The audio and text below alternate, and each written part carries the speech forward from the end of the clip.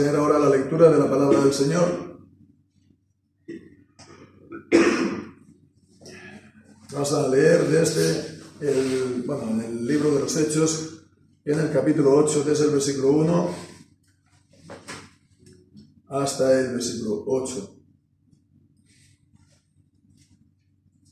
Dice así la palabra del Señor. Y Saulo consentía en su muerte. En aquel día hubo una gran persecución contra la iglesia que estaba en Jerusalén, y todos fueron esparcidos por las tierras de Judea y de Samaria, salvo los apóstoles. Y unos varones piadosos llevaron a enterrar a Esteban e hicieron gran llanto sobre él. Y Saulo asolaba la iglesia, entrando por las casas y arrastrando a hombres y mujeres, los ponía en la cárcel. Mas los que fueron esparcidos pasaban por todas partes anunciando la palabra. Entonces Felipe, descendiendo a la ciudad de Samaria, les predicaba a Cristo, y la multitud unánime estaba atenta a las cosas que decía Felipe, oyendo y viendo las señales que hacía, porque de muchos que tenían espíritus inmundos salían estos, dando grandes voces, y muchos paralíticos y cojos eran sanados. Así que había gran gozo en aquella ciudad. Amén. El Señor bendiga su santa palabra. Pues continuamos en la lectura del libro de los Hechos. Hemos estado unas semanas en el capítulo 7, en el pasaje de Esteban, de su testimonio, de su muerte, su martirio. Y ahora vemos al día siguiente, ¿no?, las consecuencias de esta muerte que tuvo también en la iglesia, ¿no? No puede ser de otra manera, en la comunión de los santos. Si un miembro se duele, todo el cuerpo se duele a sí mismo. Si un miembro es perseguido hasta la muerte, no es él solamente perseguido a título individual, sino como cristiano. Entonces es una persecución que se hace a todo el cuerpo en la persona del hermano. Hay esta comunión de los santos en lo que le pasa a uno por ser de Cristo, por estar en Cristo, es lo que le está pasando a todos, ya sea una prueba, ya sea una persecución, también una bendición. Todo lo que le ocurre a un miembro le ocurre a todo el cuerpo. Y es lo que nos dice Hebreos capítulo 13. Podemos leer estos versículos. Hebreos capítulo 13.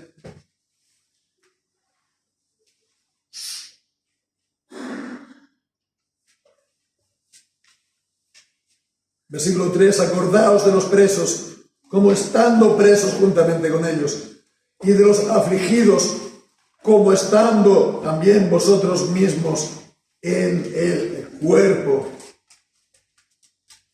Y también nos dice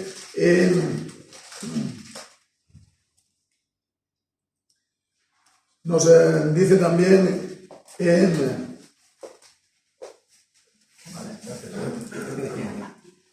Muchas gracias.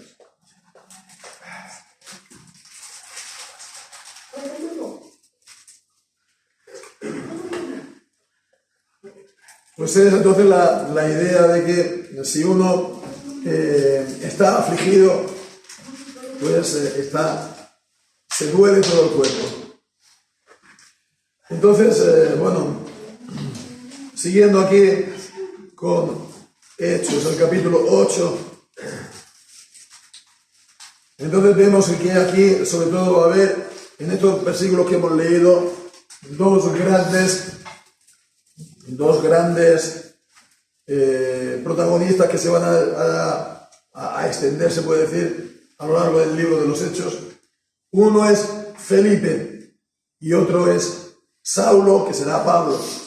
Evidentemente, quien va a realmente llevar toda la atención en el libro de los Hechos, a partir del capítulo 13, es Saulo, es Pablo. El Señor tendría misericordia de él y lo llamaría, ¿no?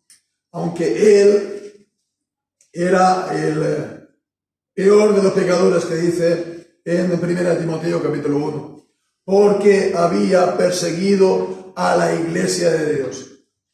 Y esto, de una manera, digamos, participar, por consentir a la muerte de Esteban, en el versículo 1. Saulo consentía su muerte. Él no tiró físicamente las piedras, pero él aprobó esa acción. Él participó de alguna manera en esa muerte, porque guardó las ropas de los que lo mataban. De esa manera él participó en ese crimen, y ese crimen también se le imputaba a él. Cuando el apóstol dice en 1 Timoteo, dice: no impongas las manos con ligereza y ni participes en los pecados ajenos, consérvate puro. Y es de alguna manera lo que estaba aquí haciendo. No estaba imponiendo las manos a aquellos que mataban a Esteban, pero estaba guardando sus ropas. Estaba pues participando de esa acción, participaba de ese pecado y participaba de la culpa, y participaría también del juicio si el Señor no hubiera tenido misericordia de él. Y esa promesa y esa oración que hizo Esteban al morir: no les imputes sus pecados, este pecado, ¿se cumplió en quién? ¿Se cumplió en todos y cada uno? No lo sabemos. En todo caso, seguro que esta dicha está reflejada aquí, apuntando sobre todo a Pablo, vaso de elección, vaso de misericordia, que el Señor había apartado desde antes de nacer, como también dice Pablo en sus cartas. Porque aunque ese crimen fue terrible y ese crimen fue atroz, eso fue un grave pecado, él lo hizo en ignorancia. No lo hizo con un corazón endurecido de saber que eso era realmente la obra de Dios, y movido entonces de odio por Dios y de odio por la iglesia, porque en ese caso se está pecando contra lo más santo y lo más sagrado, y se está incurriendo en lo que dice Hebreos 10:29, de hollar con los pies al Hijo de Dios y tener como inmunda o común la sangre del pacto. Entonces tenía esta, se puede decir, no digo excusa, pero sí, digamos, esta aliviante, o cómo sería, bueno, ¿cómo? Atenuante. Podría haber sido peor, ¿no? Pero con todo y con eso seguía siendo terrible lo que él hizo. Entonces él consintió en su muerte y se desencadenó una gran persecución que hemos dicho que era lo propio. Si murió él, no podía ser de otra manera. Y dice contra la iglesia que estaba en Jerusalén: y fueron todos esparcidos por las tierras de Judea y Samaria, salvo los apóstoles. No podemos entrar mucho en detalle, yo tampoco la voz me da para mucho más que esto. Pero fijémonos, si vemos esto a la luz de las palabras iniciales de este libro, cuando Jesús subía, ¿qué es lo que dijo a sus discípulos? En el capítulo 1.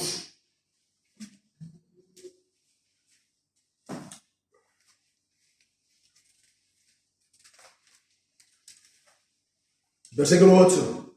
recibiréis poder cuando haya venido sobre vosotros el Espíritu Santo, y me seréis testigos en Jerusalén y en toda Judea y Samaria y hasta lo último de la tierra. Vino el Espíritu Santo con poder, efectivamente, en el día de Pentecostés. Y hubo esas lenguas de fuego, hubo esas señales, hubo esa conversión por millares, esa fundación de la Iglesia del Nuevo Testamento. Y también dice que serán testigos en Jerusalén, después en Judea, en Samaria y hasta lo último de la tierra, porque recibirían poder. Bien, pues vemos cómo llegó la palabra de Dios. Versículo 1. A las tierras de Judea y de Samaria. Jerusalén, lo hemos visto, el gran poder de Dios en el día de Pentecostés, a pesar de toda la oposición, a pesar de que arrestaron una y dos veces a los apóstoles, a Pedro y a Juan, e incluso los flagelaron y los castigaron. No pudieron erradicarlo. No pudieron erradicarlo. Era demasiado grande, era demasiado poderosa. Eran muchos más que ellos. Muchos más que ellos, eran miles los que creían. No lo podían erradicar. Lo que hicieron entonces fue un ataque, y pues fue para dispersarlos. Y entonces lo que ellos no sabían o supieron es que de esta manera se estaba cumpliendo los designios de Jesucristo. La voluntad de Él de que su palabra llegara a Judea, a Samaria y hasta lo último de la tierra. ¿Y cómo llegó su palabra? Fijémonos que dice la palabra aquí, esparcidos.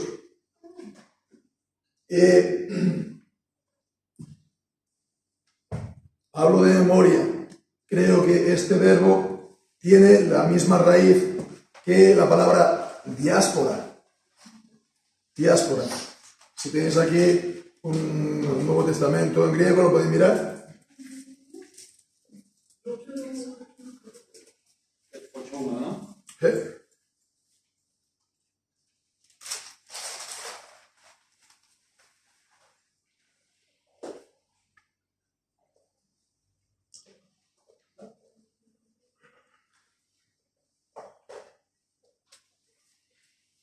Ya, o... sí, o... diáspero. Diáspero es el verbo. Y la diáspora no es como los judíos en la diáspora, en la dispersión. ¿Y saben la raíz del verbo diáspora cuál es? Es la misma que la palabra semilla. Es entonces esparcir. La semilla. Es la idea de esparcir. Por eso está diciendo que estaban dispersados o esparcidos. Ese es el origen de esa palabra, ¿no? Que se utilizaba normalmente, secularmente, sin tener pues esto en mente, por supuesto, pero en este contexto pues da todo el sentido a lo que estamos viendo. Porque esa persecución, ¿qué es lo que iba a hacer? Que los iba a esparcir. ¿Y qué es lo que iban a hacer? Que ellos iban a esparcir la palabra de Dios. ¿A dónde? A Judea. ¿Y a dónde? A Samaria. Y llegará hasta lo último de la tierra. Lo último de la tierra, ya nos avanzamos con el apóstol Pablo, que quería visitar a los romanos cuando estaban en sus viajes misioneros en Grecia, antes de ir a Jerusalén, antes de ser apresado. Y les escribe diciendo: quiero visitaros, quiero compartir con vosotros algún don, quiero tener fruto entre vosotros y ser encaminado por vosotros hasta lo último de la tierra. ¿Qué era lo último de la tierra? España. Lo último de la tierra geográficamente. No lo último el último de la fila, porque nunca lo hemos sido. Pero bueno, eso es otra cosa. El caso es que estamos en lo último, ¿no? Desde la perspectiva de Palestina, de Israel, ¿no? Entonces, ya más allá, ¿qué había? Finisterre era el mar, no había nada.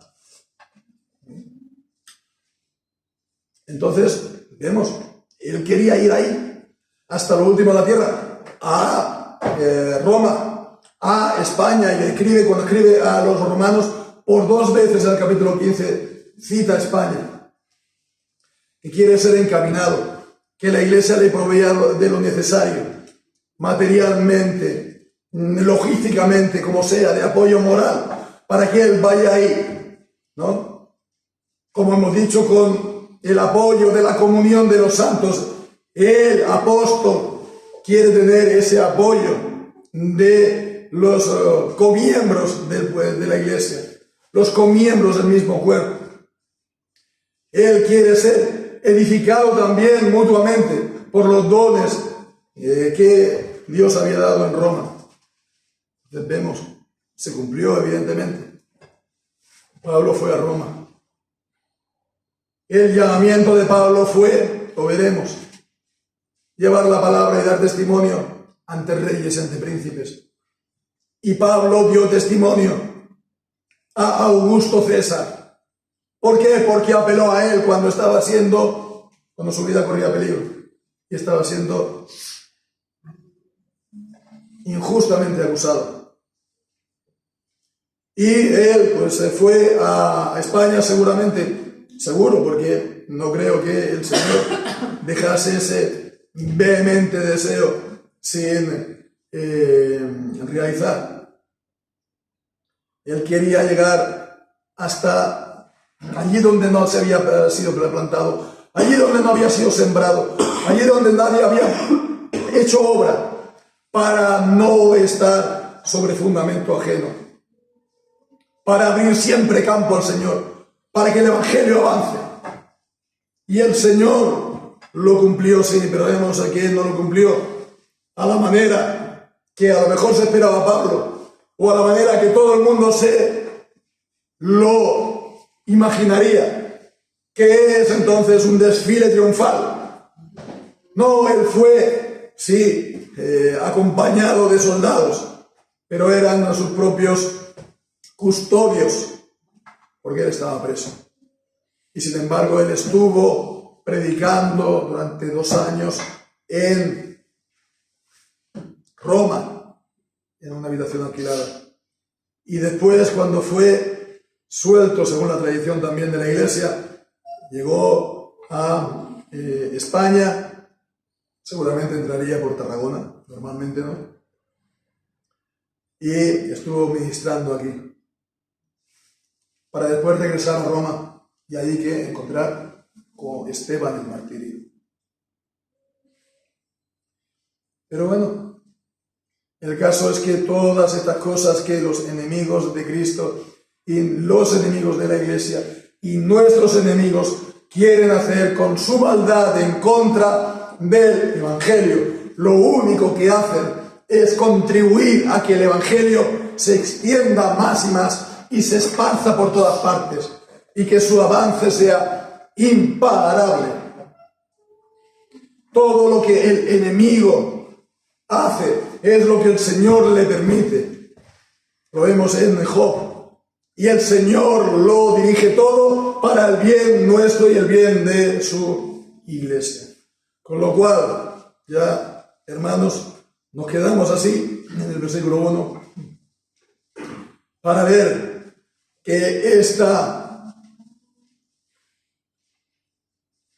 dispersión, esta diáspora que hizo el enemigo, quiso hacer, fue la siembra de la palabra en Judea y en Samaria, y los versículos siguientes están hablando de cómo llegó el Evangelio con poder a Samaria, con la gracia de Dios y el poder, y también con turbación y con peligros, pero al final la victoria, como siempre, fue de Cristo. y del Señor. Así pues, hermanos, ánimo iglesia, no desfallezcamos, continuemos adelante, porque todo es para nuestro bien. Lo que el enemigo piensa para mal, el Señor lo piensa para bien. Como los hermanos de José que lo pensaron para mal, el Señor lo pensó para bien, el último capítulo de Génesis. Y de esta manera, bueno, se concurren estas dos acciones, ¿no? Pero ¿con qué nos tenemos que quedar nosotros? Tenemos que quedar con lo que Dios hace por medio de ella. Y Dios está haciendo que nuestro bien, el bien nuestro, el bien de su iglesia, el bien de su nombre, de la gloria de su nombre, del avance del Evangelio. Pues hermanos, que así sea, que el Señor bendiga su santa palabra. Corazones.